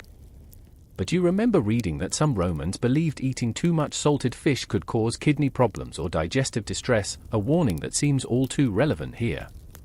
The late-night crowd is a mix of the city's underbelly, laborers, prostitutes, and drunks, and you notice the social vibe is rougher. Eating street food here isn't just about filling your stomach, it's about survival and camaraderie. But survival sometimes means risking illness. You spot a man downing a thick soup, pulties, made from boiled grains and vegetables, thickened with olive oil. The vendor ladles the soup from a large cauldron that's been simmering all day, likely replenished multiple times. Historians still argue whether repeated reheating and topping off was a safe practice or a recipe for bacterial growth. The street lamps flicker and you hear distant laughter mixed with shouting. The city's nightlife is alive, but so are the dangers lurking in the food. You wonder how many have suffered from foodborne illnesses after a night like this, symptoms ranging from mild stomach cramps to severe dysentery. An odd thought crosses your mind about hygiene habits. Romans used communal sponges on sticks instead of toilet paper, washed in vinegar or salt water. The idea of touching food or money right after is unsettling, but it was a reality. Could these shared hygiene tools have contributed to spreading illness among street food vendors and customers alike? The answer is probably yes, but no one had antiseptic wipes. You also recall a quirky fact: some vendors advertised their food as fresh by displaying a live chicken or fish nearby, hoping to convince customers of quality. But fresh was relative, and that live animal might have been on the verge of death or disease. Wine was still the beverage of choice, and you watch as a vendor serves mulsum, wine sweetened with honey, to a group of regulars. The sweetness hides the rough edges of the wine, but it doesn't hide the after-effects. Drinking on an empty stomach or mixing alcohol with questionable food was a common recipe for a bad night. You think about the Romans' belief in balance, temperantia, and how indulgence often came with consequences. They knew, or at least intuited, that too much rich food or drink could weaken the body and invite illness, but the temptation was hard to resist. As you finish your snack and prepare to leave the street, you feel the weight of the city's relentless appetite, both a source of pleasure and peril. The risks of eating street food in ancient Rome were real and constant, yet millions embrace them daily, driven by hunger, curiosity, or necessity. You tuck these thoughts away as you walk home through dimly lit alleys, thankful for the comforts of your own kitchen and the modern rules of hygiene and food safety. Because if you thought any one meal had been questionable so far, just wait until you hear about what came after the street food, the infamous Roman banquets. Night deepens and the city's appetite doesn't wane, it just shifts. You've survived the chaotic swirl of street food from dawn to dusk, but now you find yourself at the doorstep of something altogether different, the Roman banquet. The convivium was a social event, an occasion for the elite to show off wealth, enjoy extravagance, and, often, to overindulge spectacularly. But beware, while it might seem safer than the bustling street stalls, these lavish feasts came with their own risks and regrets. You enter a grand domus, its atrium lit by flickering oil lamps, the scent of incense mingling with the aroma of rich food. The banquet room is filled with reclining guests draped in fine togas, servants gliding between couches with trays piled high. The table groans under the weight of exotic foods, peacock, dormice, again, oysters, imported spices, and wines poured generously. At first glance, the banquet feels like a dream. But you know better than to trust appearances. Food safety was not a priority, flavors, status, and excess were the guiding principles. Roasted meats might sit out for hours, cheeses left unprotected, and seafood often questionable by the time it reached the table. You spot a dish of stuffed flamingo, a real luxury, but you shudder at the thought of its preparation. Flamingo meat was considered a delicacy, yet keeping it fresh without refrigeration was nearly impossible. Some historians still argue whether flamingo was truly eaten widely or mostly served as a display of status. Either way, the risk of spoilage was high. As you nibble cautiously, you notice how the banquets incorporated unusual ingredients, like sow's wombs and camel heels. Some diners prided themselves on exotic tastes, but these strange foods weren't always properly cooked, which increased the chances of illness. You recall a quirky fact: some Roman cooks used lead vessels for cooking and sweetening wine, an element so toxic that it might have contributed to the decline of Rome's elite through chronic lead poisoning. Imagine indulging in that rich feast while slowly poisoning yourself. Banquets were also famously accompanied by copious drinking. Wine flowed freely, often heavily diluted or mixed with honey, herbs, or seawater. Drunkenness was common and encouraged, but it increased the likelihood of choking or eating spoiled food without noticing. You watch a guest collapse from coughing during the meal, probably choking or reacting to spoiled oysters, while others laugh and continue. The blurred line between pleasure and danger was never clearer. Serving practices could also spread illness. Dishes passed from hand to hand, sometimes without washing. Shared plates encouraged contamination, and no one knew about germs yet. You cringe at the thought of dipping your fingers into sauces that hundreds before you had touched. Banquets sometimes lasted for hours, meaning food sat out for long periods. Cold dishes were rarely refrigerated, and leftovers were often consumed the next day, sometimes reheated poorly or mixed into new concoctions. Despite the risks, banquets were a cultural cornerstone, symbolizing wealth, power, and hospitality. But you can't help but wonder how many guests left the table with stomach cramps or worse. Ancient medical writers devoted entire chapters to treating indigestion and food poisoning, problems that these elaborate meals often caused. One of the stranger Roman culinary practices was the use of vomiting bowls. Yes, some diners intentionally induced vomiting during banquets to continue eating more. You try not to imagine the health consequences of such behavior, but it certainly wasn't good for the digestive system. As the night winds down, you realize that Roman banquets were both a feast and a gamble, a mix of sensory delight and latent danger. The excess, the exoticism, and the lack of hygiene all combined into a perfect storm for foodborne illnesses. You leave the grand house grateful for modern food safety regulations, but also a bit awed by the Romans' willingness to risk it all for the sake of taste and status. If you ever get invited to a Roman banquet, you'd probably regret saying yes, but you'd have a heck of a story. You've tasted the wild excess of the banquet, and now it's time to turn your attention to the quieter, less glamorous side of ancient Roman dining, the home-cooked meals. You might think that eating at home was a safer bet, but even the modest kitchen table came with its own hazards. For the average Roman, daily meals were simple but riddled with potential pitfalls you wouldn't want to face after a long day. Picture yourself in a small insular apartment or a modest house just outside the city center. The kitchen is cramped, with a hearth at its heart where pots bubble and smoke curls upward. Cooking utensils are few, and washing water comes from the public fountains, hardly a guarantee of cleanliness. Most Romans ate a porridge called pulse, made from spelt or barley, often accompanied by vegetables, some legumes, and occasionally fish or meat scraps. While this sounds like a healthy, humble fare, the reality is more complicated.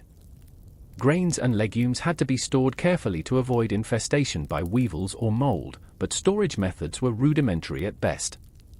You might unknowingly eat grain tainted by fungi or insects, and no amount of boiling could always remove the danger. One strange detail is the common use of ash or lime to process grain, which helped to soften it but might have also introduced unwanted chemicals. You wonder if your morning bowl of pulse could be contributing to any lingering stomach discomfort. Salt was a prized commodity for preservation, but too much could ruin a meal.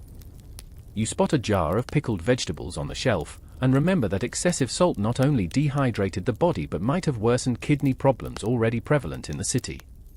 Roman kitchens often lacked running water, so washing hands, utensils, and food was less effective than you'd like. Water for cooking and drinking was hauled from public fountains or the nearby aqueduct, and the quality varied. Sometimes, it was cleaner than the local well, sometimes not. You recall that historians still debate how much waterborne disease affected the population. Outbreaks of dysentery and other infections were common, and contaminated water was often the culprit, especially when food preparation involved rinsing ingredients in unsafe water. You pick up a loaf of bread, fresh from a nearby bakery, still warm and crusty. Bread was a staple, but the yeast used for leavening was wild and unpredictable. This sometimes resulted in sour or overly dense bread that could harbor bacteria if left out too long. You think about the common practice of dipping bread into sauces or wine, a combination that could introduce microbes to both bread and mouth. Ancient Romans didn't have the luxury of refrigeration, so leftovers were often eaten the next day or turned into new dishes, increasing spoilage risk. Cheese, often soft and fresh, was a beloved addition but also a potential danger. Without pasteurization, it could carry listeria or other bacteria. Interestingly, some Romans believed that eating certain herbs alongside cheese could reduce digestive issues, but historians still debate how effective these remedies really were. Cooking methods favored boiling, stewing, and roasting over open flames. The latter often charred meat unevenly, leaving parts undercooked and risky. You imagine biting into a piece of pork cooked over glowing embers. Delicious, yes, but could it be safely cooked through? Spices and herbs were popular not only for flavor but also for their supposed medicinal properties. Garlic, cumin, coriander, and rue were common, some believed to ward off illness or improve digestion. You smile at the thought that some of these plants actually do have mild antimicrobial effects, even if that knowledge was more trial and error than science. Pests were ever present. Cockroaches, rats, and mice found their way into kitchens and food stores, especially when food was left out overnight. You recall a quirky note: some Romans kept cats specifically to keep rodent populations down, a surprisingly effective pest control measure. Despite these challenges, family meals had a comforting rhythm. Cooking was a social activity, and shared meals reinforced bonds. But the risks of foodborne illness were never far away, lurking in the grains, water, and even the air. As you wash your hands in a basin of reused water, you realize that the safety of home-cooked food was a matter of luck as much as skill. Cleanliness was a luxury, and even the most careful cook could not eliminate all dangers. You wonder if this is why some Romans preferred street food or banquets despite their own risks. Perhaps a gamble with strangers felt less risky than the constant threats at home. It's food for thought. The city never truly sleeps, and neither do the hidden dangers lurking in its food markets, especially those famous Roman macella, the bustling public marketplaces where merchants hawk everything from fresh fish to dried fruit, and from local vegetables to exotic spices. You might assume these places are the safest bet for getting fresh food, but you'd be wrong. Visiting a macellum could be a decision you'd regret, for reasons you might never guess. You wander into a sprawling market square, alive with noise, the sharp cries of vendors, the chatter of customers, the clatter of wooden carts, and the occasional braying of a pack animal. The air is a complex stew of scents, ripe fruit mingling with pungent fish, cured meats, freshly baked bread, and the less pleasant undertones of uncollected garbage. The Macellum was the heart of urban commerce in Rome, a melting pot of aromas and human ambition. It was the place to buy everything necessary for daily meals. But it was also a microbial petri dish. You notice piles of fish, still glistening but already starting to lose their sheen, sold without ice or refrigeration, often stacked so high that the fish at the bottom have been there since dawn. Here's a fact: Romans relied heavily on salt to preserve fish, especially the prized garum fish sauce. However, fresh fish was always a challenge. Without ice, fish had to be sold quickly or salted down. But if you bought fresh fish late in the day, you risked bringing home something on the brink of decay. You catch sight of a stall selling olives and dried fruits, staples of the Roman diet. These seemed safer, but even these products had risks. Dried fruit could be infested with bugs or moldy if not stored properly, and olives were often cured in brine that might harbor harmful bacteria if left out too long. The Romans had interesting ideas about food purity. Some believed that certain foods, like lentils and beans, was heavier and more likely to cause flatulence or illness if consumed excessively. You wonder if this ancient discomfort was partly due to bacterial overgrowth in improperly cooked legumes, something we now understand better but they could only guess at. You notice that hygiene in the market is, predictably, not a priority. Vendors handle money and food interchangeably, wiping hands on their togas or the stall cloth. You think about the open wounds or sores you might encounter in such a place, or the simple truth that many people didn't have access to clean running water to wash up between customers. Flies are everywhere, attracted by the fish, meat, and uncovered produce. It's almost as if the flies were unofficial inspectors, hovering over what's freshest and what's a little too far gone.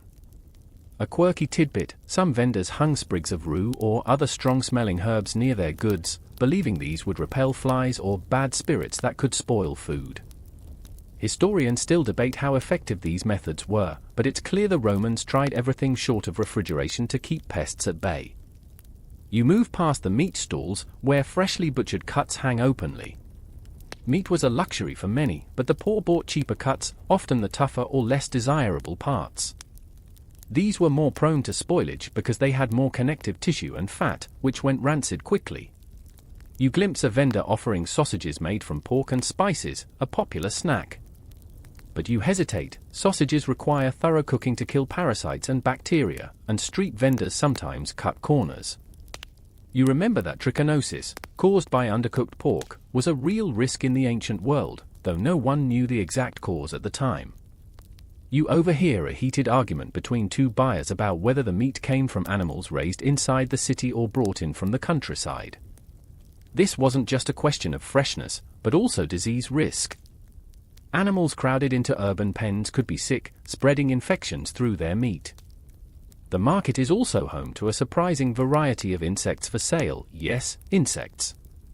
Some Romans considered certain bugs a delicacy, or used them as food flavoring or medicine. This might sound eccentric, but it's a reminder that edible items in Rome went beyond what we'd expect. The water supply for washing produce and cleaning stalls is another concern. You watch a vendor rinse leafy greens in a basin of cloudy water, probably reused multiple times.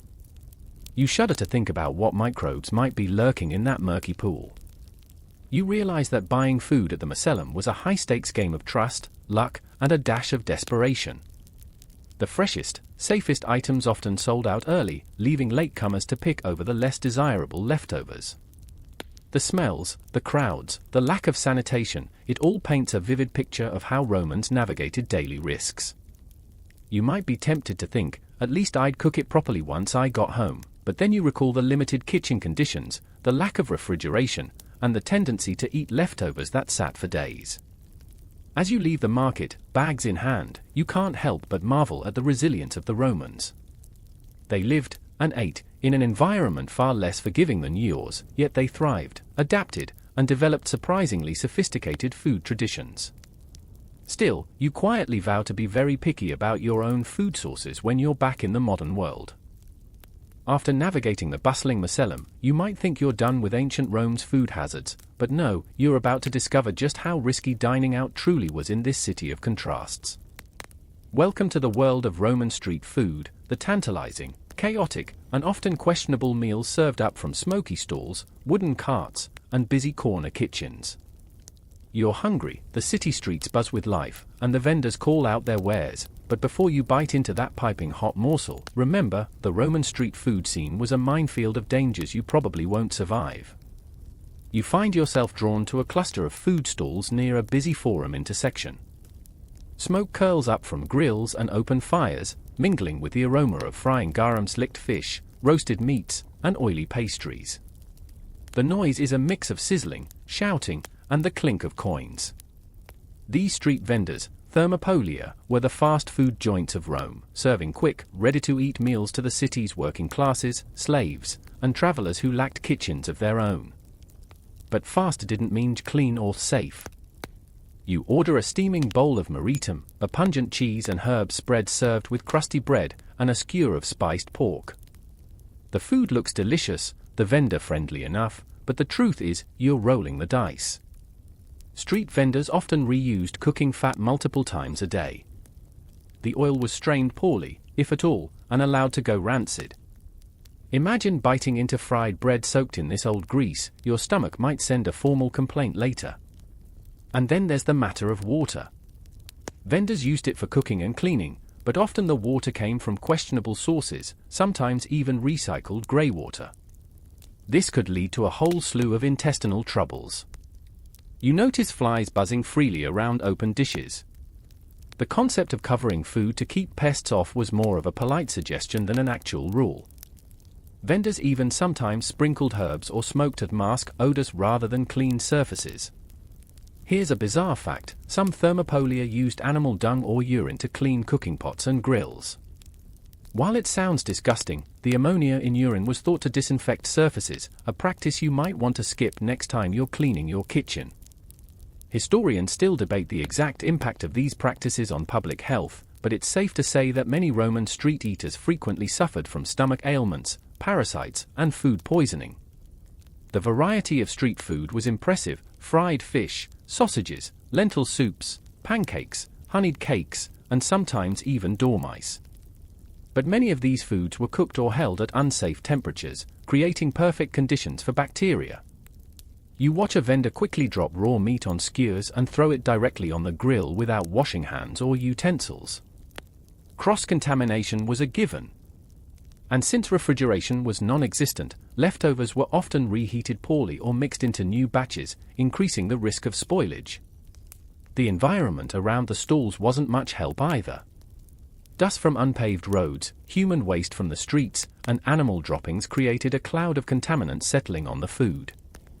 One popular street snack, globi, fried dough balls coated in honey, seems safe enough. But you recall a quirky Roman health tip: overconsumption of sweet, fried foods was blamed for the melancholia or the bad humors. So, even if you escaped food poisoning, your mood might suffer. Drunkenness added another layer of hazard. Vendors often sold spiked wine alongside food, encouraging customers to eat and drink quickly, sometimes ignoring signs of spoilage. You watch a rowdy group of customers coughing and laughing, not noticing that one of them looks green around the gills. In a city without modern medicine, such symptoms might go untreated, sometimes with fatal results.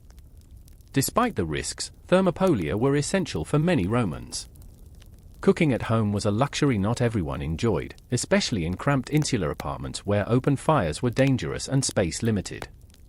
The street food scene thrived on convenience and affordability, but you get the distinct impression that your digestive system would be paying a hefty toll. You wonder if, for some Romans, a trip to the Thermopolium was as much a gamble as a thrill, a spicy lottery with an uncertain prize. The chance of foodborne illness was high, but so was the temptation of a hot meal after a long day. Walking away from the stalls, you remind yourself, in the modern world, at least, we have health inspectors and refrigeration.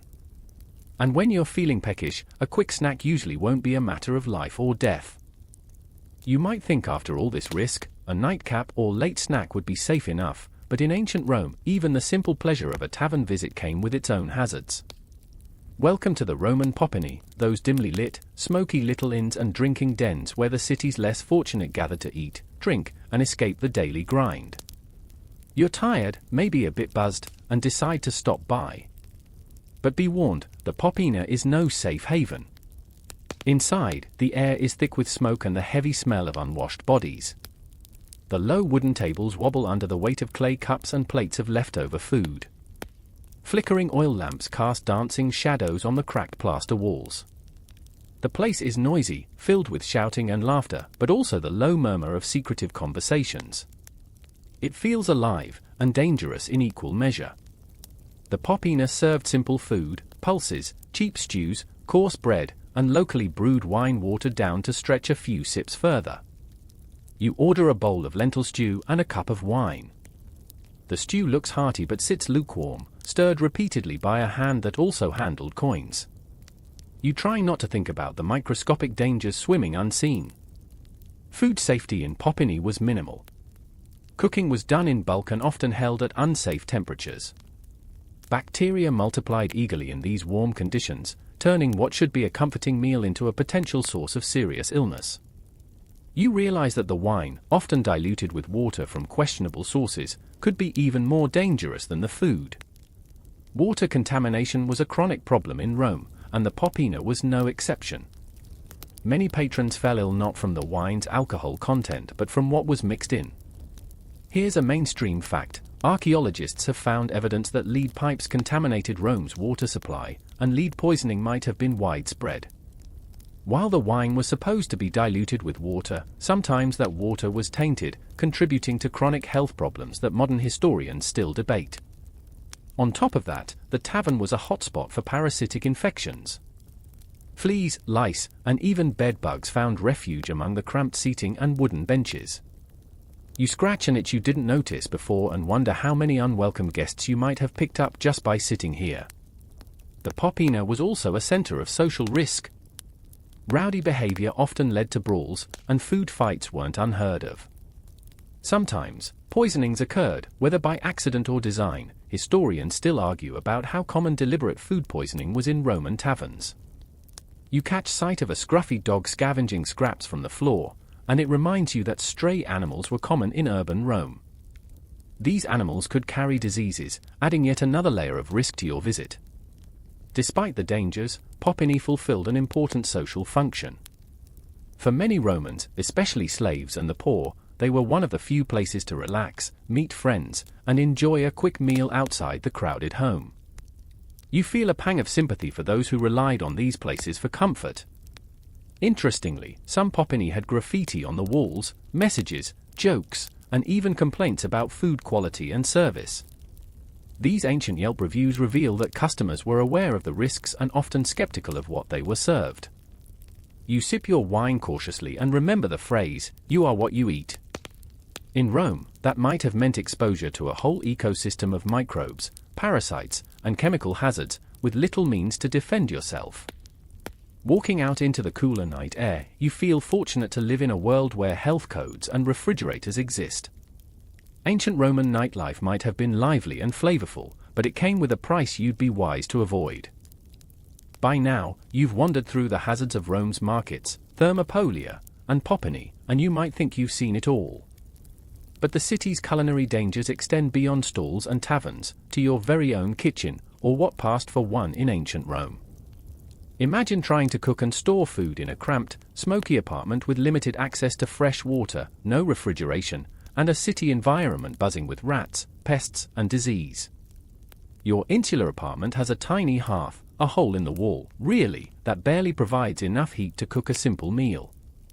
The smoke billows upward, escaping through a small vent, and the soot stains the walls. You watch as your food bubbles over a small pot, and your nose wrinkles at the faint but persistent smell of burned oil. You try to store leftovers, but without refrigeration, food spoils fast. You might wrap it in cloth, bury it underground, or place it in a cool cellar if you're lucky. But more often than not, leftovers sit out for days, becoming a breeding ground for bacteria and mold. You wonder how many stomach aches started right here, long after the meal was served. There's a mainstream fact worth noting: Romans used a mix of vinegar, wine, and salt as primitive preservatives, but these methods were only partially effective, especially in the summer heat. Historians still debate how well these techniques actually prevented foodborne illness. Your kitchen tools, wooden spoons, ceramic bowls, metal pots, are washed in water drawn from communal fountains, which might be clean or teeming with germs, depending on the source and season. Soap as we know it didn't exist. Instead, Romans used abrasive powders or oils to clean dishes. You wonder how clean anything really was. Here's a quirky tidbit: some Romans believed that placing a live frog in a container of milk would keep it fresh longer, a superstition probably not backed by science but fascinating nonetheless. Imagine your milk souring while a frog croaks away inside. Pests are an ever-present nuisance. Rats scurry under the floorboards and nibble on stored grain. Cockroaches and insects invade your food supplies, and it's a constant battle to keep them at bay without modern pest control. Your food might be half-eaten by the time it reaches your mouth. Even cooking posed dangers. Open fires led to burns and accidents. Cooking fats and oils easily caught fire, sometimes spreading to the entire dwelling. You tread carefully around the hearth, mindful of singed eyebrows and worse. Food poisoning was a common complaint, but diagnosing it was a mystery. Symptoms ranged from mild stomach upset to deadly fevers. Doctors had little understanding of bacteria and parasites, so treatments were often ineffective or harmful. You might try herbal remedies, bloodletting, or prayer, hoping for relief. On a social level, your food habits might expose you to additional risks. Sharing meals was a bonding ritual, but it also spread illnesses more easily. If one family member fell ill from spoiled food, the entire household could suffer. You recall the citywide outbreaks of diseases like typhoid and dysentery, linked to contaminated food and water. These weren't rare events but recurring public health crises that shaped the daily lives of Romans. At the same time, Roman cuisine was surprisingly diverse and innovative. You might savor exotic spices from distant provinces or enjoy dishes made with fresh seafood, game, and imported delicacies. The culinary culture was rich, but the underlying risks were constant. You remind yourself that your modern kitchen is a marvel. Refrigeration, clean water, and health regulations have transformed the simple act of eating into a safe, everyday pleasure. As you finish your meal and put out the fire, you feel a sense of gratitude for modern conveniences and a newfound respect for the resilience of ancient Romans. They ate, they lived, they suffered, but through it all, they built a civilization that still fascinates us today. Now, as the city quiets and your eyelids grow heavy, you're ready to leave behind the smoky kitchens and crowded markets. Tomorrow, you'll wake up in a safer, cleaner world. Now, as you settle in and let the day's bustle fade away, imagine the streets of ancient Rome growing quiet, the scent of roasting meats replaced by cool night air. The city's chaos slows, and with it, the clatter of markets, the shouts of vendors, and the smoky haze all melt into a distant memory.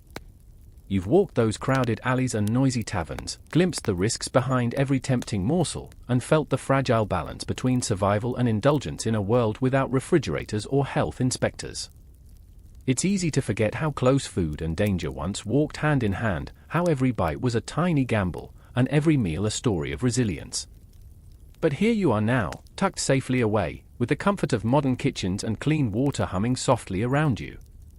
The lessons of the past whisper in your ear, reminders of how far we've come, and how precious our simple, safe meals truly are. Let the warmth of your bed cradle you, the soft hum of a fan or the quiet night sounds folding gently into your mind. Feel your body relax, each breath slower, calmer, as you drift away from the smoky stalls and crowded inns of a world long gone. And when you wake, remember that every meal is a gift, a small, safe pleasure to be savored. For now, let your thoughts float softly, and rest easy knowing that you've just taken a journey few would dare to take. Sleep well. Sweet dreams. The clouds part just enough to let a sliver of moonlight touch the forest floor. You stare up at it from your sleeping spot, face half buried in furs, heart slow, limbs heavy. It's been weeks now, maybe more, since you last had what might be called a normal meal. And tonight, as your stomach grumbles in quiet protest against another bug and bark buffet, you feel it more than usual, the ache of fatigue, not just in your body, but in your bones. But you're not done yet. Because tonight, you're turning to the one food source that's always out there, always present, always a gamble. Moss. Lichens. And whatever else grows in the dirt. You wake early, tongue dry, the inside of your mouth sticky like old glue. You need water, but more than that, you need something, anything, to chew. Just to quiet the gnawing. You crouch by a moss-covered boulder and pull a clump loose. It's damp, spongy, with little specks of soil and beetle husks clinging to it. You bring it to your nose. Earthy. Faintly sour. You bite. It's like chewing on a wet rag. But you don't stop. Because some mosses are edible, and you've seen the elders eat this kind before. It won't poison you. It won't nourish you, either, but it might fill the space where hunger lives, and that's something. One of your companions is scraping lichen off a tree trunk, the brittle, papery stuff that looks like flakes of ancient paint.